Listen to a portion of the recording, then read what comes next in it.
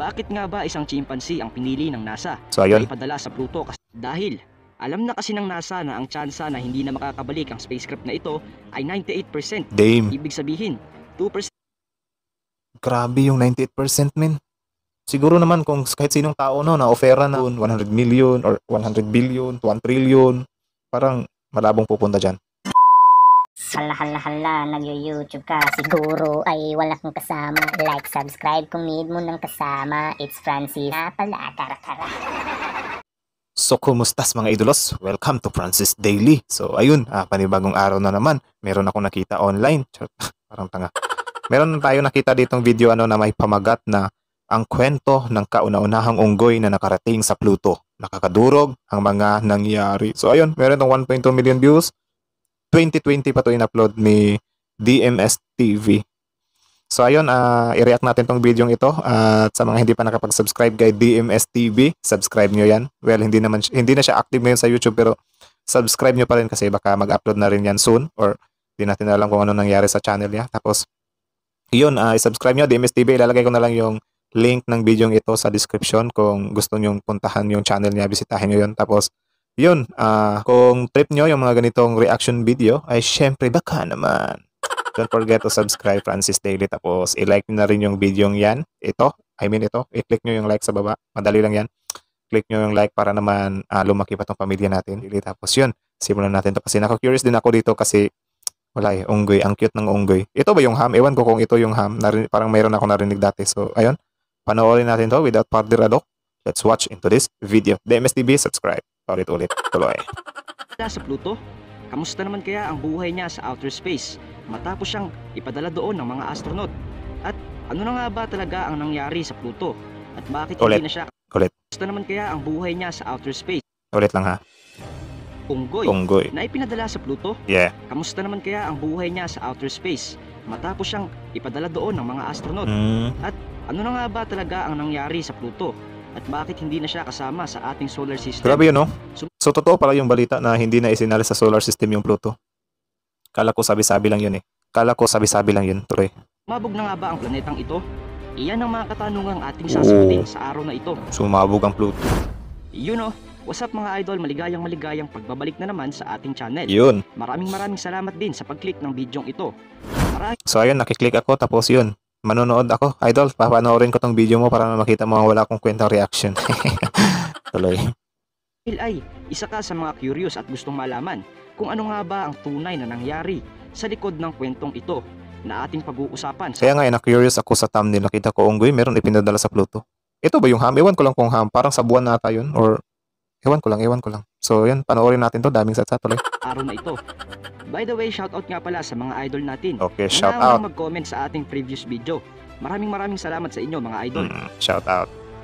Bago tayo magsimula ay kung mahilig ka sa ganitong mga content idol at ngayon ka palang napadaan dito, ay inaanyayahan kitang i-click ang subscribe button subscribe. at ang notification bell para updated kayo sa mga susunod nating upload kagaya nito. Simulan na natin. DMS TV. Subscribe DMS TV. So ayan, let's go! Unggoy sa Pluto. Marahil idol, kung ikaw ay ipinanganak noong 90s, malamang ay naabutan mo pang itinuturo sa mga paaralan na siyam ang planeta sa ating solar system. 90s year, sobrang tanda na natin par. Tapos yun, wala pa tayong lahi. Charot. Tuloy. Tama, 9. Ito ng Mercury, Venus. Ako nga kung nakikilala ko pa yung mga planeta natin. Mercury, Venus, Earth, Mars, Jupiter, Saturn, Uranus, Neptune, Pluto. Tama ba? Earth, Mars, Jupiter, Saturn, Uranus, Neptune, at Uranus? Okay. Pluto. Ngunit, bakit noong 2006 ay inanunsyo ng NASA na ang planeta sa ating solar system ay 8 na lang dahil di umano ang Pluto ay hindi nakasama dito? Grabe no? Ano kaya So year 2006 pa pala yun? Tuloy. ang totoong nangyari sa Pluto? Bakit siya natanggal sa listahan ng mga planeta sa ating solar system? Grabe, bakit? Tinamaan kaya siya ng isang malaking asteroid wag naman sana. ng pagsabog nito at tuluyan na nitong pagkawala? Grabe no? Ang Pluto, ang pinakamalayo sa araw at pinakamaliit na planeta sa ating solar system. Ganito yung itsura niya. Para din siyang Mars, ano? Parang sa pagkakalam ko ang Pluto malamig na planeta. Ewan ko lang kung tama ako. Nakalimutan ko na to. Hindi kasi ako nakikinig dati sa solar system na leksyon. Matatagpuan ito sa Kuiper Belt o yung ring na nakapalibot sa orbit ng Neptune. Nadiskubre ito ni Clyde Tombaugh noong February 18, 1930 at kinilala itong planeta ng mga tao hanggang August 8, 2006. Grabe, no? Hanggang 2006 lang nga nakasama sa listahan ng mga planeta ang Pluto. Noong Legit ba sa mga ibinibenta ba ngayon na mga solar system na larawan, hindi nakasali ang Pluto? Curious lang ako. Pa-comment nga kung di na ba kasali yung Pluto sa ito yung tinuturo sa paaralan. Or baka di na nila aalisin yun kasi kasali na yun sa history. Joke lang. sumunod na taon ay natanggal na ito. Hindi dahil sa ito ay nawala o sumabog, dahil sa pagtama ng isang asteroid. Ang totoong dahilan ng pagkawala ng Pluto sa ating solar system ay hindi nito taglay ang tatlong katangian ng isang planeta ayon sa IUA o yung International Astronomical Union. Pero pasok naman ang Pluto sa kwalifikasyon ng pagiging isang dwarf planet. Dwarf planet. Kaya naman simula noon nakasama na siya sa listahan ng mga dwarf planet sa ating solar system. At sa kasalukuyan, meron na tayong tatlong dwarf planet at isa na nga dyan ang Pluto. At alam nyo ba na ang pangalan ng Pluto ay binigay ng isang 11 years old na batang babae? Oo, ngayon ko lang yan nalaman. Tsaka sa pagkakaalam ko rin mas marami pang mga planeta na sobrang layo lang sa solar system. Mas marami pang planeta na sobrang layo sa solar system. Like sabi nga nila, meron pang mas malaki sa tawag dyan, mas malaki sa sun. Tapos meron ding mga lumalabas na video na meron daw mga kambal yung Earth, 'di ba? So pero sobrang layo na. Yun yung mga nalaman ko lang or narinig ko lang or ewan ko kung saan ko yun nalaman tuloy. So siya pala yung nagpangalan sa Pluto. Pangalan niya ay si Venetia Burney. Hinango niya ang pangalan ng Pluto sa isang Romanong Diyos ng underworld. Isa, si Venetia sa libu-libong tao na nagsuggest ng pangalan ng Pluto. Ang ibang pangalan na pinagpilian ay si Simon, Zeus, Percival, Constance at Atlas. Grabe medyo may pagkaano din pala yung mga ipinapangalan natin sa planeta. Akala ko kasi nauna yung planet tsaka ipinapangalan sa mga Greek mythology pero nauna pala yung Greek mythology kaysa sa planet. Or ewan ko lang kung tama ba yung pagkakaintindi ko kasi di ba merong Greek mythology na Venus, Jupiter, meron ba? Tuloy. Sinasabi ng NASA. Tsaka meron ding Mars dito sa Pilipinas, maraming Mars like Mars, pautang, Mars. Na malaki raw ang posibilidad na ang Pluto ay isa sa mga buwan ng Neptune. Ayon sa mga espekulasyon ng mga scientists, ang Pluto ay isa sa mga natural satellite ng Neptune. Ngunit nakaalpas ito sa gravitational force nito at nang lumaon ay gumawa na siya ng sarili niyang orbit. Grabe Gaya natin dito, meron tayong moon. Charot. Mayroong 5 natural satellite ang Pluto o yung sarili nitong moon. Ang 5 buwan na ito ay si Charon, Styx, Nix, Kerberos at si Hydra. Grabe ang dami niyang moon guys. Si Charon, si Styx, si Nix, si Kerberos, Hydra. Talaga ba? 1, 2, 3, 5 na moon? Ang lupit. Alam nyo ba na ang pangalan ni Pluto na aso sa Mickey Mouse ay dito rin kinuha? Si Pluto Okay. So dito kinuha. Pluto pala yun. ay lumabas Akala ko si Scooby-Doo. sa Mickey Mouse kasabay noong madiskubre ang planetang Pluto. Isa kasi si Walt Disney sa mga taong sobrang interesado sa Pluto. Kaya naman, ginawa niya agad ng paraan para maipasok ang Pluto sa palabas ng Disney. Grabe At alam nyo ba na hindi na Pluto ang tawag dito? Magmula nga nang ito ay maging isang ganap na dwarf planet. Tinawag na ang Pluto na 134340 Pluto. Ganun ba? Pero ang tanong ko, bakit pa nila babaguhin? Gayong nasimulan naman din yan, di ba? So, ano pa yung point para baguhin na gawing dwarf planet yung Pluto? Pluto na naman din yan simula pa nung una, di ba? Wala namang magbabago kung planeta man yan o hindi. So, yun lang yung take ko dyan, di ba? Pwede naman siguro hindi na baguhin. Ano namang pakinamin dyan? Total, yung ibang mga planeta naman, di din naman dati yan at matitirahan. Pwera na lang yung sa Mars kasi pinag-aaralan nila yan ngayon. Tuloy. Dahil na nga sa layo nito sa ating mundo, tanging ang New Horizon pa lamang ang nag-iisang spacecraft na nakarating sa atmosphere ng Pluto. Grabe At ang mas nagpaganda pa nga ng kwento ay sinasabi nila na may isang unggoy ang kasamang ipinadala dito ng NASA. Kamusta naman kaya siya ngayon? At nagawa niya pa kayang Actually, nung dito sa may 25% ng video, nakakalimutan ko na yung content pala na ito ay about sa unggoy. Nakalimutan ko. Tuloy. Nakabalik sa ating mundo. January 19, 2006. Wow, nakabalik. Sa himpilan ng National Aeronautical and Space Administration. Ang buong NASA ay naghahanda dahil noong araw na iyon ay ilalunch nila ang kauna-unahang spacecraft na makakapunta sa Pluto. Sa spacecraft na ito rin, pinasakay ang isang 19-year-old na chimpanzee Damn. na pinangalan Kawawa naman, bakit 19 years old? Siguro ba dahil meron na siyang meron na siyang pag-iisip or na-trained na siya? Kawawa yung ganun, no? 19 years old lang, tanda na nun. nilang si Guide. Sasama si Guide ang pangalan niya, so hindi pala siya si Ham. Grabe yung nasa nag-ano pala sila ng mga hayop na ipapadala nila sa space kasi nga naman, di ba? Alam nga namang tao yung sumama doon, magsakripisyo pa ng buhay para lang sa pag-aaral. Ang pangit naman yung ganun. Kaya yun, ang nasa sakripisyo yung mga kawawang mga hayop. So, yun, sobrang sad ng ganun. Tuloy. Guide sa spacecraft na ito patungong Pluto. Noon pang 2004 si Guide na nasa himpilan ng NASA. 2 taon na rin siyang nagte-training sa loob ng spacecraft na ito. Talaga namang sinigurado ng NASA na si Guide ay magiging handa Kawawa sa lahat naman ng mga magaganap. So siguro itong si Guide meron na itong IQ na kagaya sa tao. Kumbaga marunong na siya doon na magpipindot-pindot ng mga nasa loob ng sinasakyan ng spaceship, di ba? Ewan ko lang, yun lang din yung ko. Si Guide. Ngunit, bakit nga ba isang chimpanzee ang pinili ng NASA So na ayun, ipadala sa Pluto ito din yung gusto kong malaman. So yan, tuloy. kasama ang spacecraft na ito, imbis na tao? Gayong higit na mas kayang i-operate nating mga tao ang mga bagay sa loob ng spaceship na ito. Tama. Dahil, alam na kasi ng NASA na ang tsansa na hindi na makakabalik ang spacecraft na ito ay 98%. Damn. Ibig sabihin, 2% Grabe yung 98%, men. Siguro naman kung kahit sinong tao na-offera ng 20 billion, 100 million, or 100 billion, 1 trillion, parang malabong pupunta dyan. Pwera na lang siguro kung gipit. Diba? Grabe yun. 2% lang ang chance na makakabalik. Para kang tumaya sa tumaya sa loto pero ewan ko anong pinagsasabi ko tuloy. lang ang tsansa na magawa nitong makabalik sa Earth. Kaya naman, hindi na nila sinugal ang buhay ng isang Sakit na. tao. Imbis Pag ganyan ako kasi ang sakit ng puwet ko. Kasi yung upuan ko guys, kita nyo yan. Biskwit lang ng happy time. So happy time baka naman. Diba kung upuan yung yung sobrang sakit. Lagyan nyo ng foam to kasi di ako makakapag-react ng maayos. Ang sakit sa puwet. Tuloy.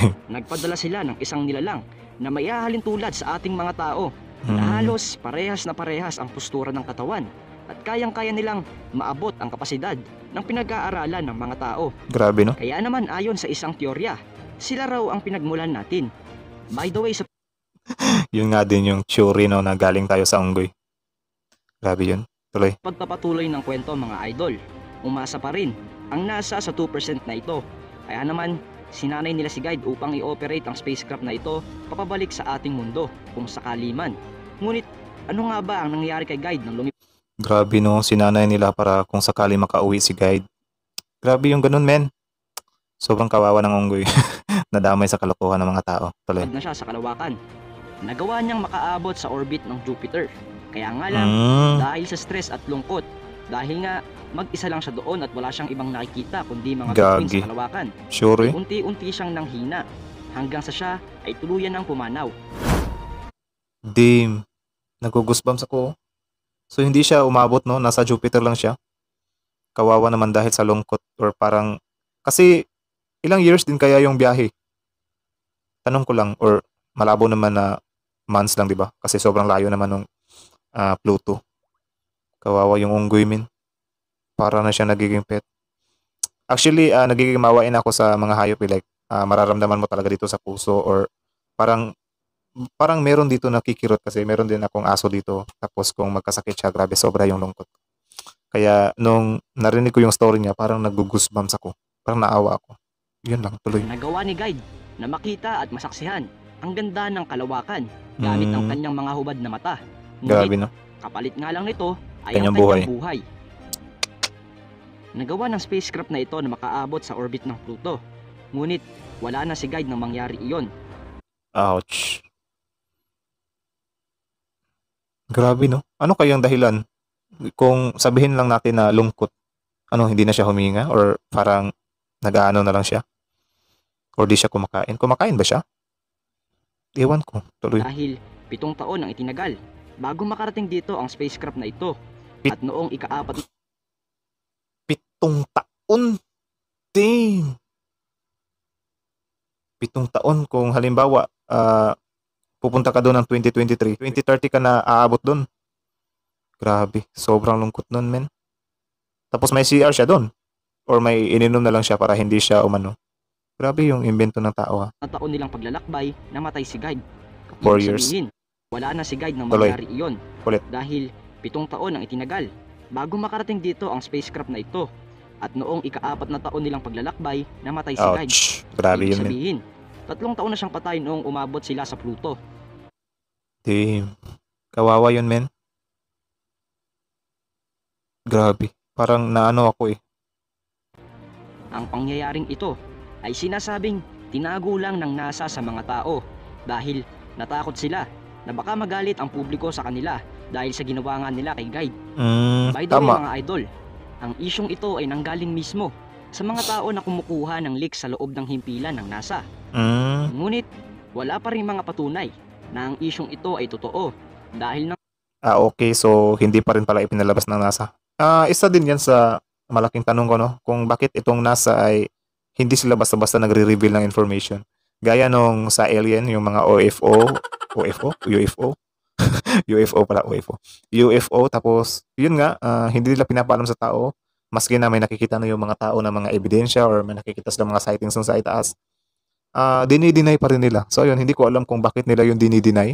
Para ba dahil ba para, kabaliktad na. Dahil ba ayaw nila na magpanik yung mga tao? Ganon? Mas mabuti na nga na malaman, di ba, para manhanda yung mga tao kasi pangit naman yung ganon. Hindi natin alam. Tapos bukas o kamakalawa, gigirahin na pala tayo ng mga alien. Wala tayong kalam-alam nila. Sila lang yung handa. Pangit ng ganon, par. Isali nyo din kami dyan. Tuloy. wala namang masyadong lumabas na impormasyon sa NASA dahil sinikreto nila ito sa mga tao. Grabe, men. Kahit ako mga idol, hindi sigurado na ang pangyayaring ito ay totoo. Pero ano nga ba ang sa palagay nyo? Marami pa kayang Okay, so wala pa pala itong confirmation. Meron lang daw nagpalabas na nag-leak mula dun sa loob. mga sikreto ang tinatago sa atin ng NASA? Ilagay nyo ang inyong mga opinion dyan sa baba. Ayun lang. So ayun, yun lang. Thank you, DMS TV. Subscribe nyo yan. DMS TV, sobrang solid na mga content yan. Tapos yun, comment nyo sa baba kung ano yung sa tingin nyo, yung nangyari kay Guide. Kawawa naman si Guide. Isinali pa ng kalokohan ng mga tao. Tapos yun, sa tingin nyo, may lalabas ba na mga leak na mga information kung hindi naman totoo nangyari, di ba? Tapos alam naman natin na yung NASA ay sobrang dami na talagang tinatago yun sa atin. So ayun, ginamit nila yung unggoy. Dapat akuin nila, di ba? Kawawa naman yung aso yung unggoy kung totoo man na ginawa nila yun, di ba? Napaka-unfair nun. Nag-effort yung unggoy na bigyan tayo ng tamang informasyon tapos gaganunin lang natin, di ba? Di man lang natin mabigyan ng tamang parangal. Sobrang unfair nun sa mga hayop, guys. Like, kahit hayop sila, meron din naman sila mga puso. Tapos yun, tinitrain nga sila. So, yung emotion nila, parang sa tao na din. Kaya nga, hindi na nga siya umabot, diba, kung totoo man. Kasi, dahil sa lungkot. Biruin mo ba lang, 7 taon yung biyahe, tapos 4 na taon pa lang wala na siya. Sobrang taas na ng 4 na taon, ha? Di yun biro. Ang tanong ko lang doon, paano siya mapupup at kakain doon? Or totoo nga ba yung mga nasa Dragon Ball gaya ng mga capsule nila na kinakain? Grabe, man. 4 years. Parang naano ako sa kwento nun, si Guide. Yung kwento naman ni Ham, panoorin natin yun. Aso ba yun or unggoy din yun? Kalimutan ko. Basta yun. Kayo, anong masasabi nyo sa nasa-nasa natin na yan? Bakit ganun sila? Bakit masyado silang malihim? Bakit malihim sila? Tapos yun, payag ba kayo na kunyari, meron nang nakikitang napakalakas na sandatahang alien doon sa itaas, naghahanda ng lumusog kinabukasan. Payag ba kayo niyan? Na hindi nila ipapalam sa atin yan. Sila nakakaalam na susugurin na tayo ng mga alien. Pangit yung ganun pa. Dapat share din kayo ng mga knowledge nyo dyan para ano pat nandyan kayo, di ba? Tapos di nyo kami ma-sharean kung ano nga ba nangyayari sa atmosphere. Sobrang limited lang. Pati nga yung sa moon, di ba? Ewan ko rin, hindi ko rin malaman kung bakit may mga issues na lumalabas na yun nga, wala pang nakatapak sa moon. Kumbaga edited lang daw. Pero kung iisipin mo, bakit gagawa sila ng edited, guys? Kung hindi naman pala nila talaga kayang gawing makapunta doon sa moon, bakit lulukuhin pa nila yung tao na kesyo nakapunta na sila doon? Bakit ba? Para di sila masabihan na wala silang silbi kasi hindi nila magawa yung pagpunta sa bagay na yan, which is yan yung trabaho nila or something like that. So yun lang, sobrang dami na ng satsat ko dito at yun. Thank you so much for watching na lang. Nakakalungkot kay Guide. Kayo, anong masasabi nyo sa sinapit ni Guide? Kawawa naman, di ba? So comment down below kung ano yung opinion nyo doon kay Guy. Kawawang unggoy yun, men. So hanggang dito na lang. Thank you so much for watching. Subscribe Francis Daily for more videos. Palakin pa natin itong pamilya natin kahit walang kwenta. Puro lang tayo dala dito. So let's go.